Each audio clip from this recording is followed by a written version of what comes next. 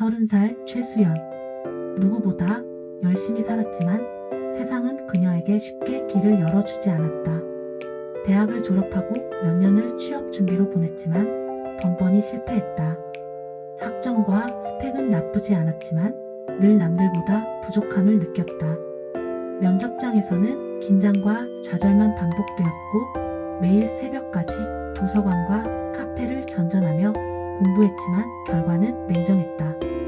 집에서 독립해 나만의 공간을 갖고 싶은 작은 꿈도 현실 앞에서는 무력했다. 부모님에게 의지하는 것조차 마음이 편치 않았다. 주변 친구들이 결혼을 시작하며 결혼하면 안정되지 않겠냐는 말을 할 때 수연은 고민 끝에 결혼으로 새로운 삶을 이어가기로 했다. 수연은 결혼했고 이후 아이가 태어났지만 행복은 오래가지 않았다.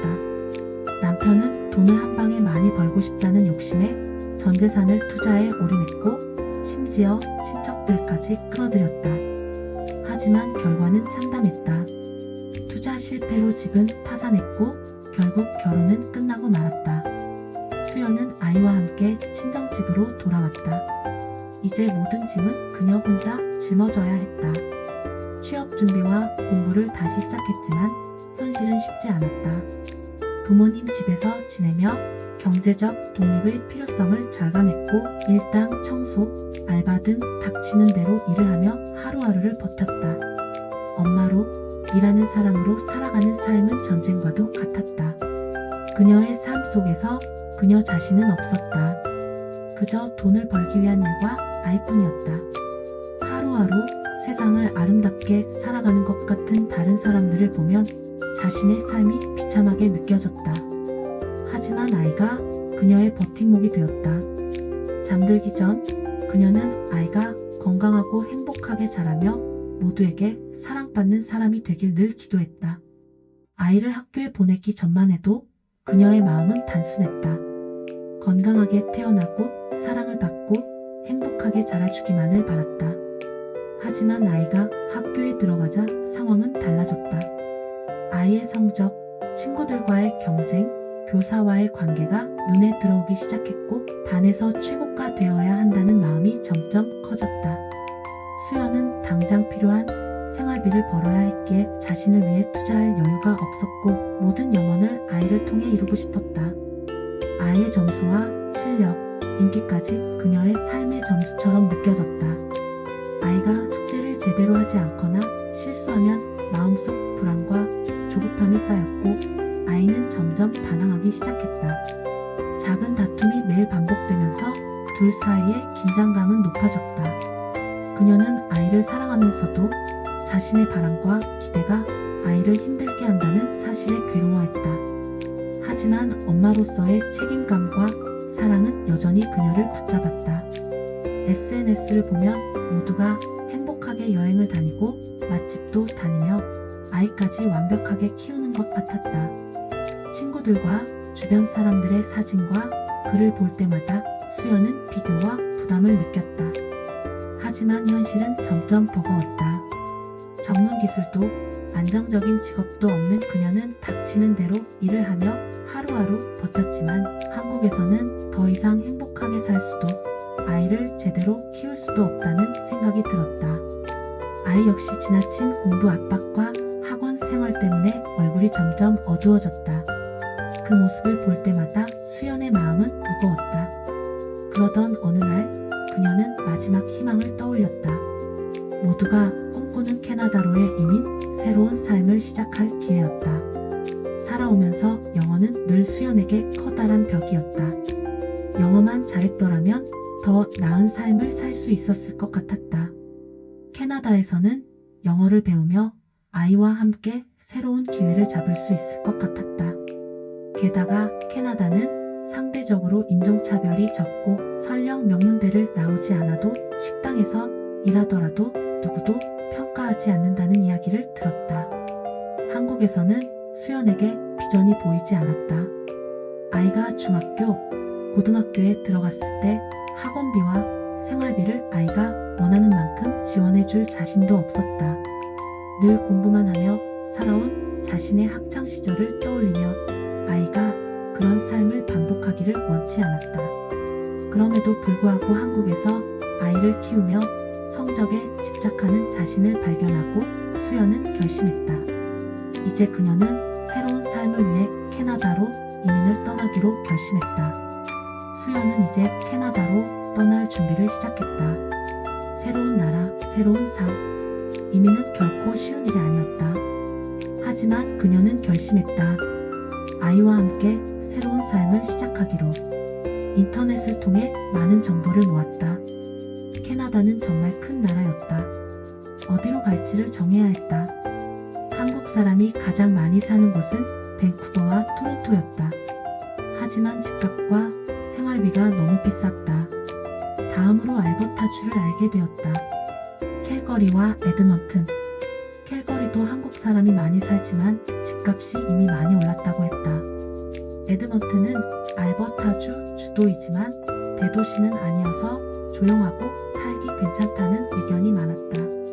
또 교육의 도시라고 했고 아직까지는 집값이 비싸지 않다고 했다. 수연은 에드먼튼으로 가기로 마음먹었다. 하지만 조사 결과 에드먼튼도 생활 물가는 만만치 않았다. 에드먼튼의 겨울은 너무 춥고 캐나다는 땅이 넓어서 기본적으로 차도 가자마자 마련해야 한다고 했다. 집도 현재 그녀가 살 수 있는 형편이 아니기 때문에 에드먼튼에 정착할 동안 렌트비도 여유 자금으로 미리 마련해야 했다. 수연은 캐나다의 LMIA 제도를 통해 영주권을 취득할 계획을 세웠다.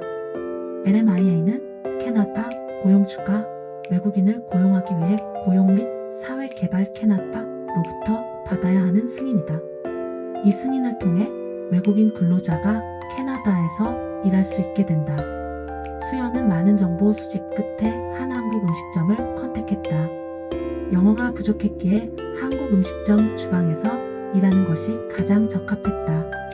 시급은 16불 시작이었다. 알버타의 미니멈 웨이지가 15불인데 그래서 16불 받을 수 있다고 하니 다행이라 생각됐다. 또 팁도 받을 수 있다고 했다. 수연은 열심히 일하면 캐나다에서의 생활비는 충당할 수 있겠다는 생각이 들었다. 수연은 캐나다로 떠날 날짜를 결정했다. 가자마자 일을 시작할 수 있지만 만약의 사태에 대비해 여유 자금이 필요했다. 하지만 현재 수연에게는 모아 놓은 돈이 없다. 수연은 캐나다로 떠나기까지 남은 6개월 동안 온갖 일을 다하며 악착같이 돈을 모았다. 아이의 사교육도 모두 끊고 숙식은 부모님께 양해를 구하고 부모님의 도움으로 해결했다. 드디어 캐나다로 떠나는 날, 수연은 다행히 한국 돈으로 5천만 원, 캐나다 돈으로 환산하면 5만 불 정도는 손에 쥐고 떠날 수 있게 되었다. 누군가에게는 적은 돈이겠지만 수연에게는 정말 큰 돈이었다. 6개월간 밤낮 없이 일하고 또 돈 될 만한 모든 보험을 해지하고 만들 수 있는 최대한의 금액이었다. 12월의 추운 겨울 어느 날 수연은 드디어 아이의 손을 잡고 공항으로 향했다. 알 수 없는 벅참과 동시에 눈물이 흘렀다. 사실 너무 두려웠다. 비행시간은 12시간, 경유시간을 포함하면 총 22시간이 걸렸다. 밴쿠버 공항에 도착했다. 너무 두려웠다. 수연은 영어를 잘 못했다. 늘 영어가 그녀의 벽이었고 그동안 돈 버느라 바빠 영어 공부를 할 시간이 없었다. 하지만 이제 실전이다. 이미그레이션에서 오피서가 그녀에게 물었다. 왜 왔는지, 어디서 일할 건지.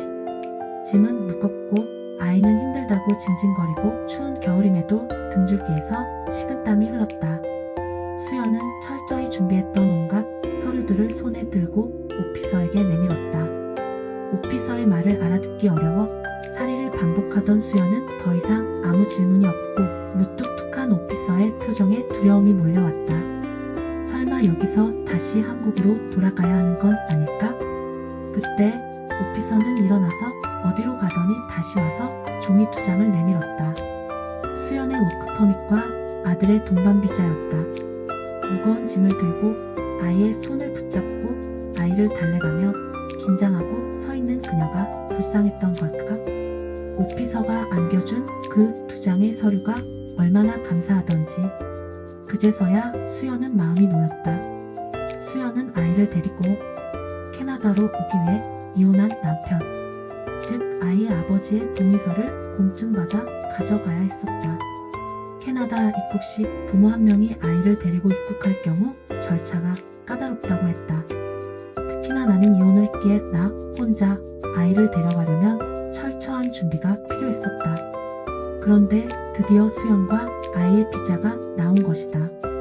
이제 하나의 관문을 통과한 것에 불과하지만 이것만으로도 수연은 조금 안도가 되었다. 이제 수연과 아이는 에드먼튼으로 향하는 비행기에 몸을 실었다. 드디어 에드먼튼에 도착했다. 낯선 공항, 바깥은 온통 하얀 눈밭이다. 겨울이 길고 겨울의 영하 40도 이하로 내려간다는 에드먼튼이지만 도착 전까지 너무 마음을 졸였던 탓인지 바깥 공기가 시원하게만 느껴졌다. 택시를 타고 운전기사님께 미리 렌트한 집 주소를 보여드렸다. 기사님이 뭐라고 말씀하시는데 수연은 아무 소리도 들리지 않는다. 드디어 캐나다 집에 도착했다. 이제 새로운 시작이다. 수연의 캐나다 이민 여정은 결코 쉽지 않았다. 하지만 그녀는 아이와 함께 새로운 삶을 시작하기 위해 모든 어려움을 이겨냈다. LMIA 취업 비자, 밴쿠버 공항